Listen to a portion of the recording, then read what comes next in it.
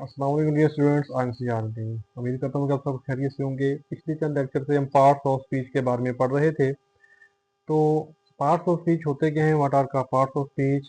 तो ये 8 किस्म के होते हैं इंग्लिश ग्रामर के अंदर। ये 8 किस्म के होते हैं और इनको हमने कब कैसे किस तरह इस्तेमाल करना है स्पीकिंग के अंदर, राइटिंग के अंदर, तो उनके बारे में हम सीख रहे हैं। मैंने आपको 2 सिखाए थे पार्ट्स ऑफ स्पीच में से, नाउन और प्रोनाउंस।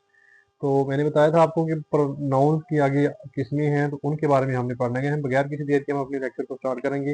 लेक्चर को स्टार्ट करने से पहले मेरी आपसे रिक्वेस्ट है कि आपने मेरे चैनल को सब्सक्राइब करना है, लाइक करना और शेयर करना है और वीडियो के एंड तक बने रहना है, क्योंकि वीडियो को एंड तक देखेंगे तो आपको समझ आएगी। अगर एंड तक नहीं देखेंगे तो आपको बिल्कुल समझ नहीं आएगी। कोई भी चीज़ है जो लर्निंग के लिए है, जो नॉलेज के लिए है, नॉलेज के लिए कोई भी चीज़ देखते हैं तो आप एंड तक देखेंगे तो आपको समझ आएगी, वरना आपको समझ नहीं आएगी। तो आइए बगैर किसी देर के हम अपने लेक्चर को स्टार्ट करते हैं और काइंड ऑफ नाउन्स पढ़ते हैं। देखिए जी, काइंड ऑफ नाउन। सबसे पहले प्रॉपर नाउन। प्रॉपर नाउन होते हैं खास नाम, ठीक है, किसी जगह, शख्स, यानी कि खास नाम होते हैं। ठीक, उसके बाद है कॉमन नाउन। कॉमन नाउन आम नाउन होते हैं, कॉमन होते हैं आम, ठीक हो गया। उसके बाद हो गया कलेक्टिव नाउन। कलेक्टिव नाउन क्या होते हैं, जो काफी सारी चीजों के लिए, काफी सारे लोगों के लिए एक ही नाम इस्तेमाल किया जाता है, वो होते हैं कलेक्टिव नाउन्स। उसके बाद है मटेरियल नाउन। मटेरियल नाउन होते हैं, ठीक है, मतलब कि जो जगह, जो चीज जगह घेरती है उसके बाद वजन रखती है, उसका मटेरियल नाउन कह सकते हैं, या कोई ऐसी चीज जो देखने में हमें मटेरियल लगे, ठीक है। उसके बाद है एब्स्ट्रैक्ट नाउन। एब्स्ट्रैक्ट नाउन वो ऐसी चीजें हैं जो हम महसूस कर सकते हैं, जिनको हम ना देख सकते हैं, ना पकड़ सकते हैं, सिर्फ महसूस की जा सकती हैं। अब इनकी एग्जांपल ले लेते हैं हम। प्रॉपर नाउन क्या है, देखें। प्रॉपर नाउन मैंने आपको बताया कि खास नाम होते हैं। कैसे होते हैं, मुल्तान, अली, ऐसे कोई भी नाम आप बोलते जाएं जो खास, जिसका दूसरा ना हो, ठीक है, वो खास नाम हो जाएगा। उसी ऐसे ही कॉमन नाउन है। कॉमन नाउन में बॉयज, गर्ल्स, चेयर, आम चीजें आ जाती हैं, ठीक है, जो सबके लिए इस्तेमाल करते हैं हम लोग। कलेक्टिव नाउन में क्या होता है, आर्मी, ऑडियंस। आर्मी, आर्मी में देखें एक काफी सारे हमारे सिपाही भर्ती होते हैं, काफी सारे लोग होते हैं, लेकिन उनको एक नाम दे दिया जाता है, वो है आर्मी।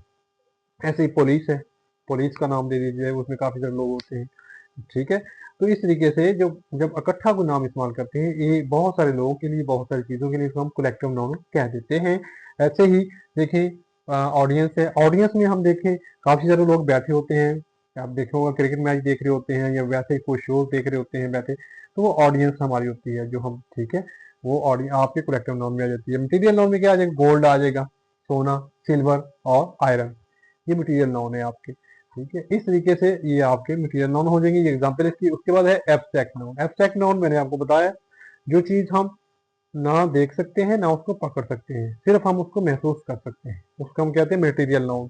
देखें, उसमें पेशेंस है और क्वाडाइस। पेशेंस का मतलब सब्र होता है, इसमें हैप्पीनेस भी आ जाता है, पेशेंस भी आ जाता है। क्वाडाइस का मतलब होता है बुजदरी, ठीक है। ये आपके क्या हो जाएंगे, एब्स्ट्रैक्ट नाउन। एयर, हवा, ये एब्स्ट्रैक्ट नाउन में आ जाती है आपकी चीज, ठीक है। एंगर, गुस्सा, ये भी आपके एब्स्ट्रैक्ट नाउन में आ जाती चीजें।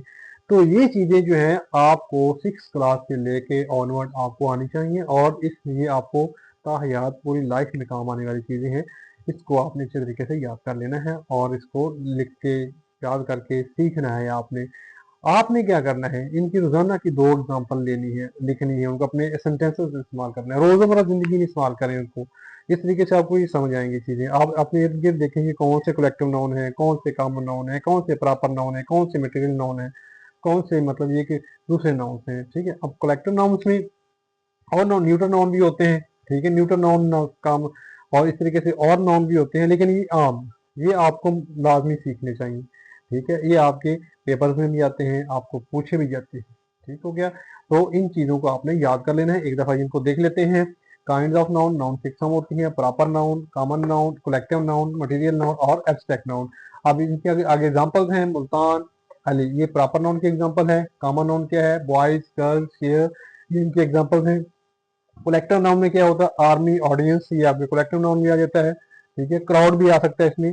मटेरियल नाउन में गोल्ड, सिल्वर, आयरन। उसके बाद एब्स्ट्रैक्ट नाउन मैंने आपको बताया है, ठीक है, पेशेंस, क्वाडाइस। तो ये आपके मटेरियल नाउन्स हैं। इनको आपने अच्छे तरीके से देख लेना है, याद कर लेना है, इसको बार बार देखिए। ये आपके 9th 10th क्लास के लिए आपके फर्स्ट ईयर सेकेंड ईयर के लिए जितनी भी आपने इंग्लिश पढ़नी है, बोलने में, लिखने में, ये आपके इस्तेमाल होते हैं और इनको आपने याद करना है अच्छे तरीके से।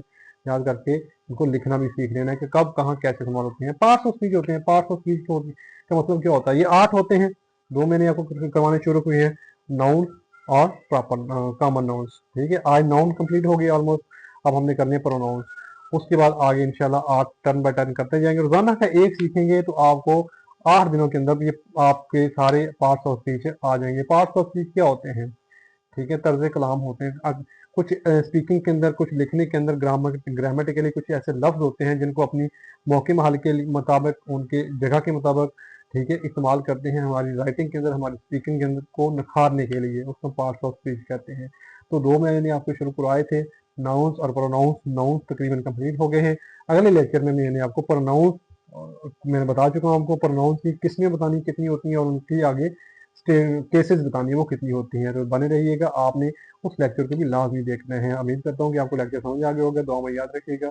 अगर लेक्चर पसंद आया हो तो इसको सब्सक्राइब कर लीजिएगा, बेल आइकन को ऑन कर लीजिएगा ताकि आइंदा आने वाला लेक्चर जो आपको टाइम पे मिल सके। लाइक शेयर लाजमी कीजिएगा। अल्लाह हाफिज़।